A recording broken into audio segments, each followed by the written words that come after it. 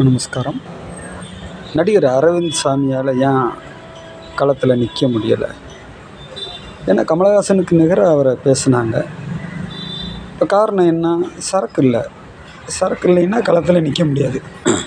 அதுதான் நம்ம சரியாக தெரிஞ்சுக்கிறோம். இவ்வளவு காலமாக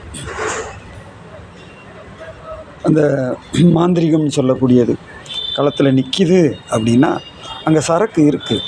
ஏன்னா அதர்வண வேதம்ன்றது கிருஷ்ண பரமாத்மாவால் உருவாக்கப்பட்டதுன்னு சொல்கிறாங்க. அதை தான் இவங்க மிஸ்யூஸ் பண்ணி இந்த உலகத்தவே மிரட்டிக்கிட்டு இருக்காங்க.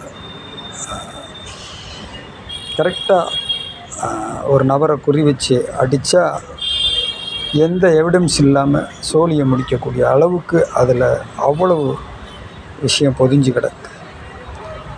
அப்போ அதால் பாதிக்கப்பட்டவனுடைய எண்ணிக்கை பார்த்திங்கன்னா கோடிக்கணக்கில் இருக்குது. அதை முறியடிக்கணும், அதை வெல்லணும்.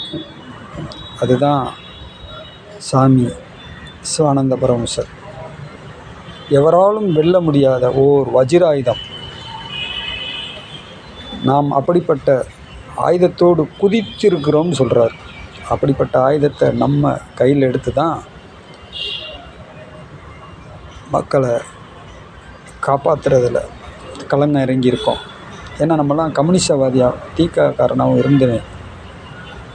மக்களை காப்பாற்றுறதில், மக்களுக்கு சேவை செய்கிறதுல அலாதி பிரியம். ஒரு நாள் கூட அப்படி ஒரு சேவையை செய்யாமல் நம்மளால் இருக்க முடியாது. அது நம்ம ரத்தத்திலேயே ஊறி போச்சு.